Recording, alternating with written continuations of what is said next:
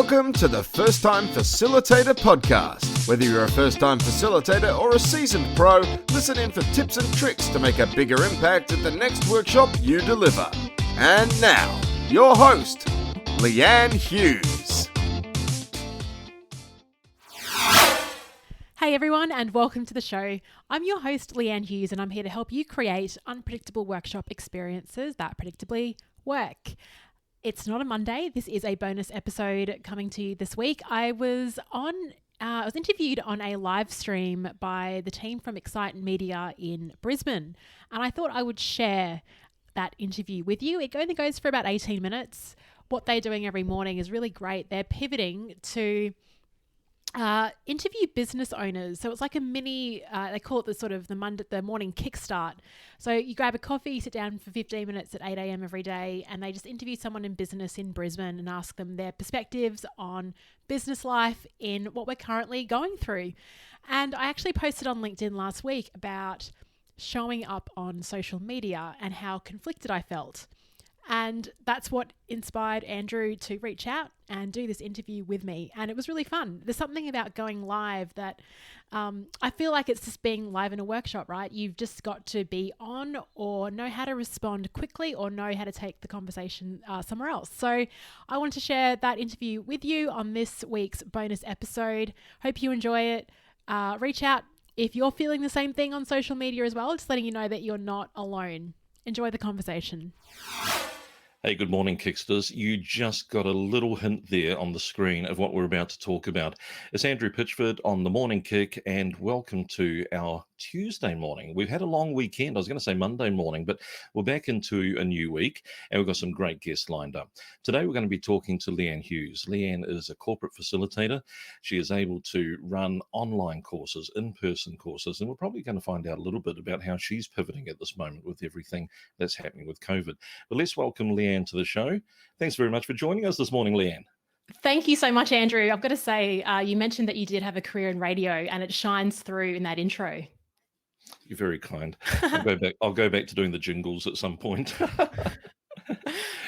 Well, Leanne and I met through mutual friends, and we've kind of got to know each other. And one of the things I've really appreciated is that Leanne is living the life. She's traveling internationally. She's doing the podcast, basically delivering on her passion, which is facilitating great meetings for staff and corporates. Leanne, can you tell me, how did you actually get into this area? It's something that you're obviously so passionate about. Absolutely. And well, look, we've got 15 minutes, so I definitely have to cut it down. But being in Brisbane, I did what every sort of young girl did and played netball. And later on in my career, I realized that what was keeping me playing the game was actually the team dynamics. I was really interested in that. I studied HR and marketing, and actually ended up going into more of marketing until a boss one day, I was working for a company called Wicked Campers, those famous camper vans that you see. And he started giving famous me... for infamous, aren't they? Absolutely. Yeah, famous for the wrong reasons. He started giving me Jim Rohn CDs and all of these personal development books. And that's when it sort of reignited that passion for personal and professional development. Fast forward a few years, I was working in Broome in Western Australia. Definitely recommend regional Australia if you want to actually get skills as a generalist, because there's not many people there. So you've got to try all these different things. And we were looking at running some presentation skills workshops, but we had to fly trainers up from Perth. And it got to a point where I was sitting in the room and I was thinking, I feel like I could run this. And the opportunity came up. Got a chance co-facilitating with a colleague. And just from there, I thought, now this is what I really want to do. Isn't that awesome? So there was a little bit of a spark there, but then you put a bit of fuel on the fire and it's grown from there. That's right. And I think, that's really all about showing up, isn't it? Accepting opportunities when you don't feel like you're prepared just yet. And do you feel there's been times where you've grabbed the opportunity because the door was half ajar, and there's been times when you've said, no, I'm opening this door, I'm going in? Usually it's when I'm not prepared, and sometimes I've been very lucky to have a really good support network. At my old job, I worked for a global mining company, and an opportunity came up to MC their big conference. It was live stream to all these different countries at the convention center, really big gig. And I almost said no because I was coming back from holiday, I didn't have a chance to prepare. But two of my colleagues were like, Leanne, you're crazy. You've got to do this. It could change everything. And it did, just by accepting the opportunity and realizing, hey, it's not that bad. Actually, I'm having a lot of fun up here. So very lucky. If it's the internal voice that doesn't drive me, thankfully, someone else around me in my close peer network can just say, give it a go. Now, listen, you've got to check out Leanne's podcast as well, but there's two ways you can get hold of Leanne. LeanneHughes.com is the website where you can find out about everything that Leanne does and get introductions to some of the services that she offers. Let's have a very quick look over here. And 1, 2, 3, magic of, Wow. there we go. Leanne, the website. Tell us what we find at LeanneHughes.com. Sure. So on leannehughes.com, that's my site for my corporate services for clients, things like virtual training, some of the services and offers I offer around pivot, so pivoting careers. I hooked up with the author of my favorite book, Pivot, last year in New York, and so I'm running those sessions as well. I blog a lot. A lot of the stuff on my blog is repurposed from LinkedIn, and that's what sort of stimulated this conversation with Andrew was a LinkedIn post. But just a lot of sort of my favorite articles, books I'm geeking out on, recommendations, all related to how you can show up better as an employee in your job, but that also has knock-on effects outside of work as well. And if you look very closely at Leanne's logo, when you get there, you'll find the hint of broadcasting with a bit of a microphone in there, very sweet. And if we go over to another website, which is the First Time Facilitator, and this is where you can find out about your podcast. I was amazed. You're up to, is it about 114, 115 115 episodes now? as of Wow, yesterday. that's awesome. Yeah, I haven't missed a week. Started podcasting a couple of years ago, and every Monday afternoon at 4:00 I drop a new episode. This podcast started because I went to Canada to deliver some leadership training. I was the only female in a room of about 30 male miners in a town called Fort McMurray. And on the first day, I had a participant that just didn't want to participate in an activity, and it really threw me. So when I got back home to Brisbane, I started calling up my facilitator friends and was like, what would you do in this situation? And that's what spawned the podcast. So I just talk to great facilitators around the world and ask them how they deliver great workshops. Listen, this is great advice from Leanne that basically, if you're ever in the position where you're thinking, where do I get the advice from? Start a podcast. Suddenly you're getting all this consulting from all of your guests. It's really worthwhile. Hey, one of the things that really has prompted this conversation has been a post that Leanne put on LinkedIn. It was about Thursday or Friday last week, wasn't it? Yeah. And then it was kind of really challenging because I really think that you summed up what a lot of people who are wanting to go online, whether it's in writing, doing video, doing audio, we all get conflicted about how to be authentic when we turn up. And this is the post. Do you want to give us a bit of background, Leanne, in terms of what your thoughts were when you posted this? Well, my thoughts were prior to posting this, all through the year, I've been very consistent with LinkedIn. It's really great for my attraction marketing. So I aim to post every day, Monday to Friday. But since COVID's come around, I feel really awkward about it. And on Thursday, I thought, right, what can I post now? And there's going to be something related to the podcast or, promoting something that was upcoming, a service. And I thought, this just doesn't feel right for the moment. And I actually just this internal dialogue had been playing. I've been out running, walking the dogs, and I was thinking of these words every time I was trying to make a decision. And as a result, I wasn't actually making any decisions. So I thought, look, surely there are people out there that feel the same. Maybe it is just me, but I was seeing LinkedIn was getting very busy.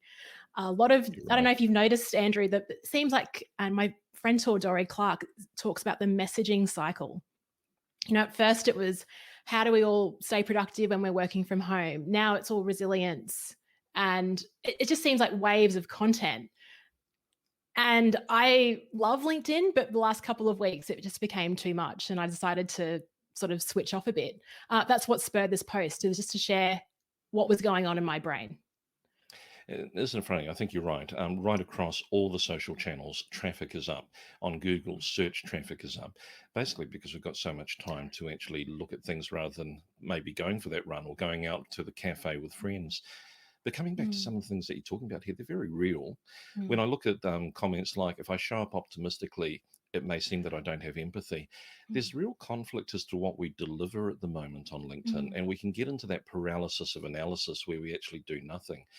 Now, you quoted in one of the comments a famous quote, and I've forgotten what it said, but it talked about our imperfect self versus our perfect silence. That was brilliant. Petra Kolbar, she wrote a book called The Perfection Detox. And the quote is, "The world needs your imperfect voice, not your perfect silence." That's absolutely stunning. But Mm. as I was looking at your quote, I mean, one, I understood exactly what you were trying to say, because when you look at some of these comments here, if I offer a free webinar, I'm just adding to the noise. And there's a lot of noise out there at the moment, and a lot of people are offering webinars. But there's still the generous Leanne that wants to give something in this situation. And then there's the comment, if I offer a paid service, I'll be perceived as opportunistic. But Mm. hey, you've got a business, and everybody else on LinkedIn has a business they need to be running. So we still need to deliver on these things, don't we? So how do we find that true self and keep moving forward? It's a good point you raise about finding your true self. The free webinar, I offered a couple of free webinars as soon as this all hit. And as you said, Andrew, they had heaps of people sign up. I got a lot of email addresses, which is great. And it was all about offering a service to my listeners and the community. And it is interesting when you look at paid. I think the reason why paid has come up for me as a bit of an issue, and I notice when I have conversations with small business owners, they feel the same. It's because a lot of people in our industry are actually just giving away their best things for free right now. And as a small business, it's hard to compete with that when you've got, influencers like Gary Vee always throws out great content, and I can listen to him in moderation, but other people are just giving away all of this free stuff. And you think, well, I'm just Leanne in Brisbane. And I know that's there's probably a little bit of imposter syndrome coming up there, but I think it's really important to go internal. And there's a Carl Jung quote I want to share that really sort of woke me up to this. And he says, "He who looks outside dreams, he who looks inside awakens." Wow. And for the first few weeks, I have been just looking outside, going to webinars, trying to find someone that's going to solve my small business COVID problem/opportunity. But I think what's more important is, and I've stopped offering webinars at the moment because I need to do some internal work. And you said, how do you discover it? It's by going internal and giving yourself the space to do it, rather than signing up for every webinar, listening to every podcast, trying to find a solution from someone else. And it is difficult getting that balance. And yet, both you and I and business owners, people are actually looking for that authenticity. At the moment, I think that a real honesty needs to come to the surface. We were talking about how Excite Media is going as a business. Well, in all honesty, we've had some people that have had to pause their digital marketing campaigns with us. There have been some people that have needed to cancel. And then at the same time, in all honesty, there has been people rushing us saying, I need a website and I need it now. People want to know that it's not one size fits all, and can you help me in my situation? That honesty is required right now, isn't it? It is. And to be honest, my position on LinkedIn is whenever I post something, I think of my criteria is this helpful to someone else? So that's always been my criteria. It's not about me. It's about, will someone reading this find this interesting? With this post, though, this was really an honest post. And after 5 minutes, Andrew, I actually felt like pulling it down because it was so honest. It was one of those things where, I don't know, if back in the dating days, you send a message and then you just leave your phone in another room and just leave the house, right? It was kind of like that. Just post it on LinkedIn and leave, because I've never really been that open on that platform before. Yeah. But then I see the comments that people got, and you actually resonated with a lot of people that were going through the same thing. So in some ways, you raised a flag that needed to be raised.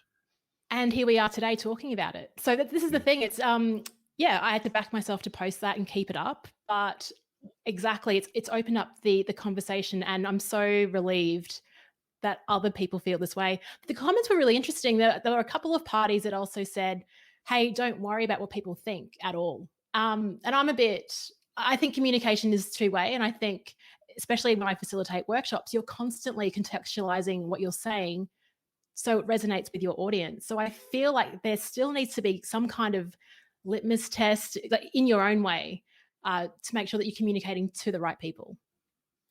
So let's talk about you and I, because we have to kind of face up and do things at times when we're out of breath, out of time, just feeling like life is sucking too much out of us. And I actually like the fact that you said, what about spending a couple of hours watching Schitt's Creek, and basically just sometimes having time out. And then you've got to pull yourself out of that and get up there.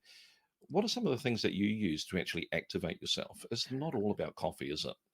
No, I love coffee. I definitely miss my cafe. So what it is for me is actually other people. And I think Gretchen Rubin talks about this in her book, Accountability. My accountability to myself isn't that great, but it is really good for other people. So at the moment, I'm running a first-time facilitator boot camp. And I think there was one morning, I had it on the afternoon. I just wasn't feeling up to it, Andrew. I just would love to have watched a whole season of Schitt's Creek that day.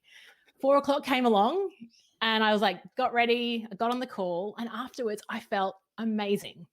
So I actually am an extrovert. I get energy from other people. So a couple of things that I've done to figure out what I should offer next, and to make sure I'm paying attention to my audience, playing on the fact that I need to be around other people, is I started a global listening tour last week. So that's just 20-minute phone calls in Calendly, a couple of days. I've got some listening tour happening today as well. It's like spinning the roulette wheel, because people book in, you have these amazing conversations that last 20 minutes like we're having right now. I'm getting detail and listening to what people are thinking and feeling, what their opportunities and problems are. So I feel like it's kind of productive because I'm paying attention. But also I find in situations like a crisis, we sort of fall back on what our strengths are. And Andrew, yours is doing this. I mean, listen to your voice and the way that you're running this interview. You're amazing at it. It wouldn't be the same fallback for other people. My fallback is my relationships with people. That's what keeps me motivated. So I think it's really important. This is a real self-awareness question, is what is your strength? What are you most drawn to? What gives you energy? And use that as a fallback to then drive your business forward. And these conversations, they may, like I said, in the short term, they may not seem productive, but I'm getting really good insight. And back in the normal days, I'd never have the time to do this. So yeah, but also, yeah, Schitt's Creek in the evenings. It's such an awesome show. Have you seen it, Andrew? I've seen a couple of episodes, but I haven't got right into it. It's funny, Yeah. last night I was looking for what's the next, season-based show that I can watch. So you might have got me on a hook on the line. Give it a couple of seasons. People sort of watch a few episodes and think, what is this about? It takes some time to grow on you. Now, here's a little thing, and I really want to build on what Leanne's just said, is that finding what works for you is important. We joke about it. Put a microphone in front of me and I'm away. Put an audience or a group that she can facilitate in front of Leanne, she's away. Now, for an introvert, it may be, in all honesty, preparing some detail or maybe putting together a document that's going to help you in delivering. So find what actually activates your passion and start working on that, and then see where it will take you. But be willing to share your passion, and you're probably going to find it's going to connect you for business as well. So there's some great advice there. Leanne, thanks so much for joining us. And I hope that people are going to connect with the First Time Facilitator podcast and get some of the value. You've got amazing guests from all around the world. So let's make sure that people can find it. And we'll quickly go back to sharing over here. This is the website that you go to for the podcast, thefirsttimefacilitator.com. And then you've got leannehughes.com. Leanne, thanks very much. It's been absolutely wonderful having you with us this morning. And thank you, Andrew. We'll get you back again. Yeah, geez, you're doing so well. It's so amazing that you're running these huddles every day. Congratulations. Thank you.